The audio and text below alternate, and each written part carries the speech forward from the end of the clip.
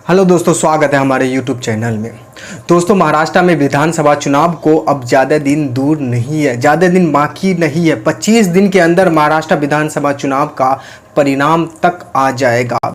20 तारीख को वोटिंग है और 23 तारीख को रिजल्ट आएगा। सोचिए महाराष्ट्र की जनता के पास कितना कम समय है अपना नया मुख्यमंत्री चुनने का। लेकिन अभी महाराष्ट्र के लिए सबसे बड़ा सवाल है कि महाराष्ट्र का अगला मुख्यमंत्री कौन बनेगा और महाराष्ट्र की जनता अपना नया मुख्यमंत्री किसे चुनेगा। दोस्तों, मुख्यमंत्री बनने की रेस में 4 बड़े नेता है। दोस्तों, पहला नाम उसका है जो महाराष्ट्र के मौजूदा मुख्यमंत्री है, एकनाथ शिंदे का है। दूसरा नाम एनसीपी नेता अजित पवार का है, वो भी मुख्यमंत्री बनना चाहते हैं।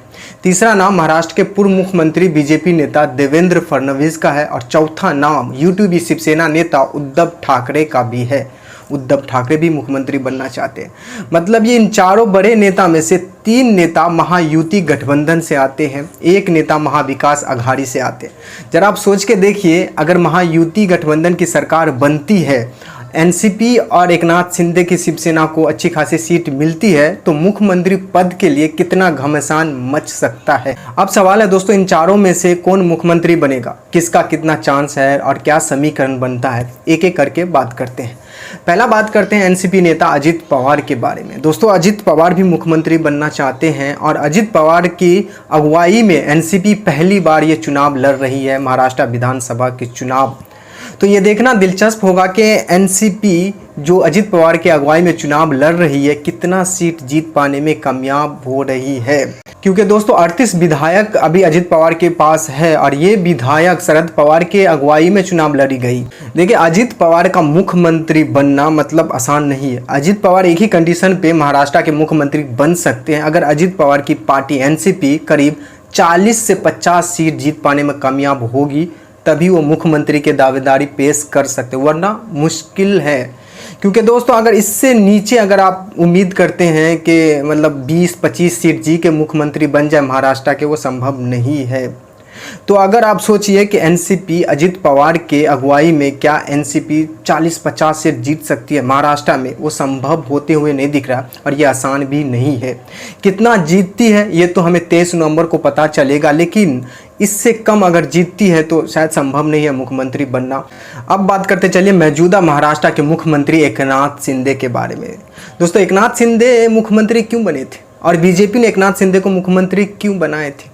क्योंकि एकनाथ शिंदे बने बनाए 40 विधायक को लेके शिवसेना उद्धव ठाकरे के साथ बगावत करके बीजेपी के साथ मिलकर सरकार बनाई। बतौर 2.5 साल 3 साल हो गया है बतौर एकनाथ शिंदे को मुख्यमंत्री, लेकिन एकनाथ शिंदे अपना प्रभाव नहीं छोड़ पाए। ऐसा लगता है कि बीजेपी का मुहूर्त है, जिस तरह बीजेपी चलाना चाहती है एकनाथ शिंदे उसी तरह घूमता है। अब सबसे बड़ा सवाल है कि क्या दोबारा एकनाथ शिंदे मुख्यमंत्री बन पाएंगे या नहीं। दोस्तों देखिए, एकनाथ शिंदे का दोबारा मुख्यमंत्री बनना ये थोड़ा सा असंभव वाली बात लगता है, आसान नहीं है दोस्तों। क्योंकि एकनाथ शिंदे की अगुवाई में भी जो एकनाथ शिंदे का शिवसेना है, ये पहली विधानसभा चुनाव होने वाली है। तो ये देखना दिलचस्प होने वाला है कि एकनाथ शिंदे की अगुवाई में शिवसेना कितनी सीट जीत पाने में कामयाब होगी। क्या 50 के आसपास एकनाथ शिंदे के शिवसेना जीत पाने में कामयाब होगी या नहीं होगी? क्योंकि दोस्तों अगर 50 से नीचे इस बार बात नहीं बनती, क्योंकि उधर बीजेपी 100+ पार होगी या नहीं होगी, इस पर भी सवाल है।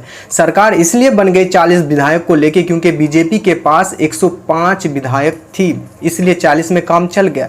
लेकिन अब सवाल है क्या इस बार बीजेपी 100 पार जाएगी या नहीं। अगर बीजेपी 100 पार नहीं जाती है तो एकनाथ शिंदे के लिए आसान नहीं है। तो 50 सीट से कम एकनाथ शिंदे के शिवसेना अगर जीतती है तो शायद मुख्यमंत्री बनना आसान नहीं है दोस्तों। और शिवसेना एकनाथ शिंदे 50 सीट जीत जाए महाराष्ट्र में विधानसभा चुनाव, इस बार वो संभव नहीं है। क्योंकि ऐसा इसलिए क्योंकि महाराष्ट्र में शिवसेना, दोनों शिवसेना के मिला के जो सीट है वो 55-60 के आसपास है। चाहे 2009 या 14-19 के चुनाव में देखिएगा तो शिवसेना का जो सीट है विधानसभा में महाराष्ट्र का, वो 60 के आसपास ही रहा है। लेकिन अब शिवसेना का 2 भाग हो और इसका जीता जागता सबूत इस साल जो लोकसभा चुनाव हुए उसमें हम लोग देख चुके हैं कि एकनाथ शिंदे शिवसेना को लोकसभा में 7 सीट मिलती है, उद्धव ठाकरे शिवसेना को 9 सीट मिलती है। तो शिवसेना का जो महाराष्ट्र में सीट है उतने ही है, लेकिन अब उतने ही सीट में 2 भाग हो गया है। मतलब सीधा सीधा ये बात है दोस्तों कि महाराष्ट्र विधानसभा चुनाव में इस बार एकनाथ शिंदे की शिवसेना 20 के आसपास सीट जीत रही है, इससे ज़्यादा शायद संभव नहीं दिख रहा है। अगर 20 के आसपास एकनाथ शिंदे की शिवसेना जीतती है तो क्या बीजेपी एकनाथ शिंदे को मुख्यमंत्री बनाएंगे? कभी नहीं बनाएंगे दोस्तों। और 20 सीट 20 विधायक को लेकर आपको क्या लगता है, आप मुख्यमंत्री बन पाएंगे? ये संभव नहीं है दोस्तों। अगर एकनाथ शिंदे को मुख्यमंत्री एक ही शर्त पे फिर से बनाया जाएगा, अगर एकनाथ शिंदे की शिवसेना 50 सीट के आसपास जीत पाएगी तो। इसलिए दोस्तों एकनाथ शिंदे का दोबारा मुख्यमंत्री बनने का चांस बहुत ही कम है, शायद ना बने, ऐसा भी हो सकता है। अब दोस्तों बात करते हैं बीजेपी नेता और महाराष्ट्र के पूर्व मुख्यमंत्री देवेंद्र फडणवीस के बारे में। दोस्तों बीजेपी हमेशा से महाराष्ट्र में अपनी सरकार चाहती है, हमेशा से। ऐसा इसलिए क्योंकि वो आर्थिक राजधानी है देश की। महाराष्ट्र के पास जितना पैसा है शायद किसी राज्य के पास भारत में पैसा है, इसलिए बीजेपी हर हाल में अपना सरकार महाराष्ट्र में चाहती है, अपना मुख्यमंत्री चाहती है। देखिए देवेंद्र फडणवीस का दोबारा महाराष्ट्र के मुख्यमंत्री बनना आसान भी नहीं है और मुश्किल भी नहीं है। अगर बीजेपी इस बार 100+ सीट जीत रही है तो यकीनन बीजेपी चाहेगी हमारा मुख्यमंत्री हो। लेकिन सवाल ये उठता है क्या बीजेपी महाराष्ट्र में इस बार 100+ सीट जीत रही है या नहीं? लेकिन आसान नहीं है इस बार 100+ सीट जीतना महाराष्ट्र में, क्योंकि दोस्तों इधर कांग्रेस स्ट्रॉन्ग हो रही है, महाविकास आघाड़ी की गठबंधन एक मजबूत पकड़ है महाराष्ट्र में। तो दोस्तों यहाँ पे सवाल ये उठता है कि क्या बीजेपी अगर 100 से नीचे सीट जीतती है तो बीजेपी की सरकार बनेगी, और उसमें भी क्या बीजेपी की मुख्यमंत्री होगी या नहीं होगी, इस पे भी सवाल है। लेकिन दोस्तों अगर बीजेपी 80-90 के लपेट में सीट जीतती है इस बार महाराष्ट्र में तो बीजेपी की सरकार नहीं बन सकती है, गठबंधन वाली भी सरकार बनना मुश्किल है, और मुख्यमंत्री तो दूर की बात है। देवेंद्र फडणवीस एक ही शर्त पे महाराष्ट्र के मुख्यमंत्री बन सकते हैं, अगर बीजेपी 115 से 120 सीट जीतेगी, उसी स्थिति में देवेंद्र फडणवीस मुख्यमंत्री बन सकते, वरना संभव नहीं है बीजेपी की मुख्यमंत्री इस बार महाराष्ट्र में बनना। दोस्तों आसान नहीं होने वाला है, क्योंकि आप एकनाथ शिंदे से ज़्यादा उम्मीद नहीं कर सकते हैं। 15 से 20 सीट इससे ज़्यादा उम्मीद नहीं कर सकते, ज़्यादा से ज़्यादा अगर ज़्यादा उलटफेर हुआ तो 20 से 25, इससे ज़्यादा नहीं। आप अजीत पवार से क्या उम्मीद कर सकते हैं? 10 सीट ज़्यादा से ज़्यादा, इससे ज़्यादा आप उम्मीद नहीं कर सकते। तो दोस्तों बीजेपी और उसकी गठबंधन वाली महाराष्ट्र में सरकार बनाने के लिए बीजेपी का अहम रोल होगा। बीजेपी 115 से 120 सीट चाहिए बीजेपी गठबंधन वाली सरकार, महायुति गठबंधन वाली सरकार बनने के लिए और बीजेपी की मुख्यमंत्री बनने के लिए। लेकिन देवेंद्र फडणवीस का चांस एकनाथ शिंदे और अजित पवार से ज़्यादा है इस बार मुख्यमंत्री बनने का महाराष्ट्र में। मात्र महाविकास आघाड़ी गठबंधन का एक उम्मीदवार है जो अभी फिलहाल मुख्यमंत्री बनना चाहते हैं, वो है उद्धव ठाकरे। उद्धव ठाकरे का क्या चांस है दोस्तों, क्या समीकरण बनता है? देखिए फिलहाल अभी ऊपरी जो खबर है, अगर महाविकास आघाड़ी गठबंधन वाली सरकार बनती है तो उद्धव ठाकरे मुख्यमंत्री बनेंगे। ये ऊपरी खबर है दोस्तों, लेकिन अंदर की खबर ये है उद्धव ठाकरे की शिवसेना इस बार उतना सीट नहीं जीत रही है जिससे वो मुख्यमंत्री पद का दावेदारी पेश कर सके दोस्तों, क्योंकि अब शिवसेना का 2 भाग हो गया, सीट का बंटवारा 2 भागों में बट चुका है। तो शिवसेना के पास इतना सीट नहीं हो सकता, 50-60 सीट नहीं हो सकता जो वो मुख्यमंत्री पद के दावेदारी पेश कर सके। तो अब ये सवाल उठता है कि क्या उद्धव ठाकरे की शिवसेना 40, 45, 50 सीट जीत पाने में कामयाब होगी? क्या कांग्रेस से ज़्यादा सीट जीत पाने में कामयाब होगी? शरद पवार एनसीपी से ज़्यादा सीट जीत पाने में कामयाब होगी तो मुख्यमंत्री बनेंगे, वरना शायद कुछ भी हो सकता है। इसलिए दोस्तों उद्धव ठाकरे के लिए भी इस बार आसान नहीं है मुख्यमंत्री बनना, क्योंकि उद्धव ठाकरे इस बार कितना सीट जीतती है इस पे निर्भर करता है उद्धव ठाकरे का मुख्यमंत्री बनना। दोस्तों महाविकास आघाड़ी गठबंधन के अंदर इस बात पे भी चर्चा हो रही है, अगर महाविकास आघाड़ी गठबंधन वाली सरकार बनती है तो मुख्यमंत्री कौन होंगे।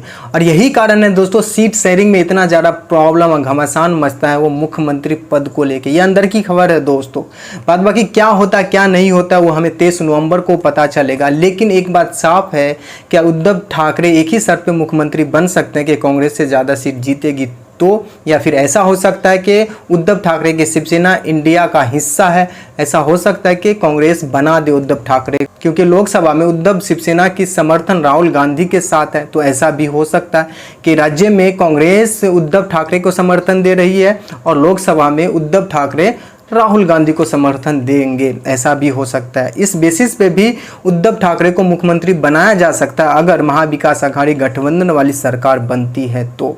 वरना दोस्तों क्या होता क्या मचता है घमासान, और महाराष्ट्र के चुनाव वैसे ही दिलचस्प होने वाला है। सबकी नज़र महाराष्ट्र के ऊपर है क्योंकि भारत की आर्थिक राजधानी है। हर कोई पार्टी अपना मुख्यमंत्री चाहती है महाराष्ट्र में बने, क्योंकि दोस्तों जो पैसा का लेन देन हेर फेर होता है वो महाराष्ट्र से ही होता है। इसलिए हर पार्टी के लिए महाराष्ट्र बहुत ज़रूरी बन जाता है दोस्तों। बाद बाकी आपकी राय क्या है दोस्तों कि महाराष्ट्र का अगला मुख्यमंत्री इन चारों में से कौन बनेगा? आप भी अपना राय इस वीडियो के कमेंट में हमें दे सकते हैं।